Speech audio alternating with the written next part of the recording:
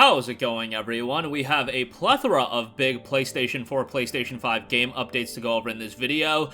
Horizon is a franchise that obviously Sony is incredibly invested in. There's talk of a Horizon remaster, remake. They're gonna do a third Horizon title, a mainline game at some point. Of course, Horizon VR is going to be a launch game for VR too, but it looks like they're also dabbling in Horizon as a games-as-a-service title, and it could be a Korean studio that is working on a Horizon MMO. We'll talk all about that. Got a big update on a PlayStation 5 and 4 RPG. Chained Echoes is a game that I think everybody should have on their radar if they're into throwback RPGs. Game looks great, will be out by the end of this year, so add another game to the lineup for the rest of the year. And we have the patch notes for God of War Ragnarok, which obviously is officially releasing tomorrow. The patch should be live right now, and you can install that. We'll go over the notes at the end of this video. But first of all, this was shared over on Reset Era. There is a lot of information here. So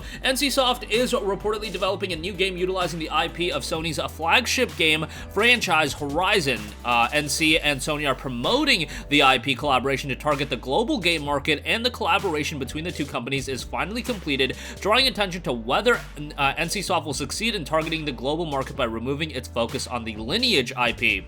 On the 8th, a source familiar with Sony and NC said NC and Sony have tentatively agreed to promote a business partnership to create a new game using Sony's promising game IP. NCSoft's internal development team is making it. It was noted after starting game development, discussions are underway in the form of pre-development and post-negotiation, in which the two companies discuss collaboration and business partnerships. There's also a possibility that this will lead to a comprehensive partnership such as development. Now, when I had initially heard of this story, I figured that this was the same game as the Horizon Online title that was reportedly in development. That could potentially be something entirely different, but at that point, I just think you're going too far into Horizon as an IP. Like, I get it.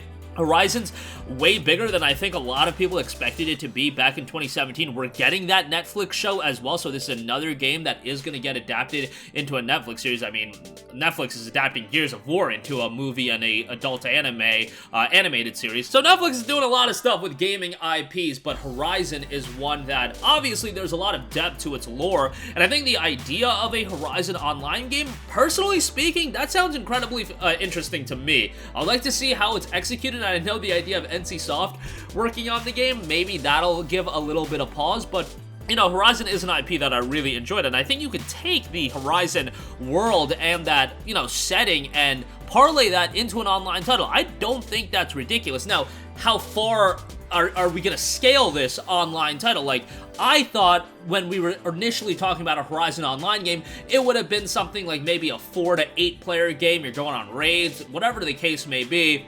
You know, work in some microtransactions, and obviously the idea is to parlay Horizon into a games-as-a-service title where you can generate a lot of revenue, and I think there's a lot of potential in that. A game like this would also have to be a cross-gen title, and this was talked about by Herman Hulse. He essentially said, you know, when PlayStation 5 gets its exclusives, it'll be a while before PC ultimately gets those games as well. But games as a service title, that's a different ballgame. You want those games day and day on both platforms because you want to have the largest player base imaginable for those games. Those games live and die by a consistent and engaged player base, and doing a delayed release on PC makes no sense in the world in that circumstance.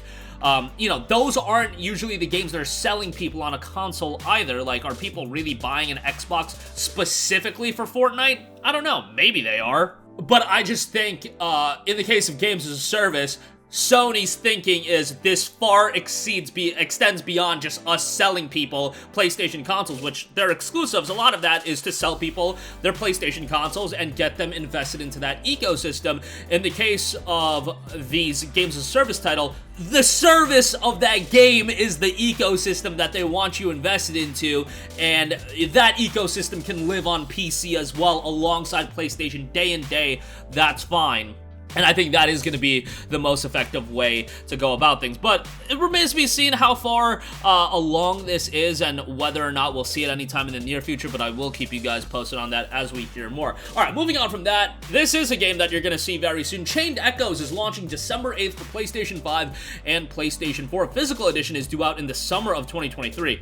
Physical edition looks fantastic, so if you're in the market for physical edition stuff, it's going to be published by First Press Games, and it looks great with all the bells and whistles you get with that. An overview of the game from Deck 13 Spotlight notes a Magnus Opus 7 years in the making. After 7 years of development, the Magnum Opus from solo developer Matthias Linda, Chained Echoes, a traditional, all-encompassing JRPG inspired by classics of the Super Nintendo Entertainment System and PlayStation 1 era, is finally finished. Gamers from all around the world can now engage in an outstanding JRPG fantasy that is full of exciting challenges and appeal. Players will find themselves within the continent of Volandis after centuries of war, finally at peace. However, this world they are in is marked by possible conflict and rumors that a weapon of mass destruction is an imminent danger. Peace is fragile. Conflicts lasting for centuries just won't disappear. A new war could break loose at any time soon. Again, this very much a throwback, old school style JRPG, something that is completely right up my alley. Art style looks great in my opinion, but it is a pixel graphic style, visual style, so it might not be for everyone, but it's going to be priced pretty well at $24.99. If this is a lengthier JRPG, probably going to get your money's worth in terms of how many hours you're going to put in this game versus how much you are spending. So again, that's out December 8th. And lastly, God of War Ragnarok out tomorrow. I imagine a lot of you guys are staying up until midnight tonight to play the game, or your local time may vary for that. But day one patch notes for the game have dropped, and this is one you're going to want to install right away before you even play the game. Dialogue fixes. It notes fix several cases where dialogue would not play from shopkeepers, fix the case where shop dialogue would repeat too frequently, fix several cases where stories would be incorrectly interrupted, fix a number of situations where dialogue was incorrectly prioritized, causing a minor dialogue to play instead of critical dialogue, fix a case where puzzle hint dialogue would interrupt and block quest dialogue during the quest across the realms. Couple of other fixes from the dialogue standpoint, a bunch of fixes from the cinematic standpoint, and then there are some nuance fixes with quests and progression, and then some gameplay fixes on top of that, with combat fixes being one of the lengthiest of the sections for patch notes that I've seen on a single player game, I think, in my life. So that's just one section of these patch notes. On top of that, equipment and upgrade fixes, UI and UX fixes, stability and performance fixes, visual impact fixes, audio fixes, accessibility, localization, and then PlayStation 5 specific as far as implementing additional tuning and coverage for DualSense controller haptics, and then PS4 specific fixes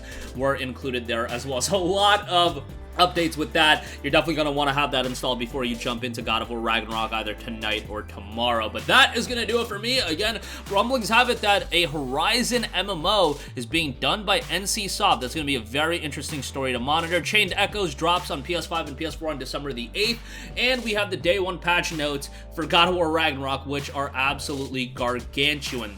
That's going to do it for me. Sound off with all of your thoughts in the comments section down below. Thank you for watching, and goodbye.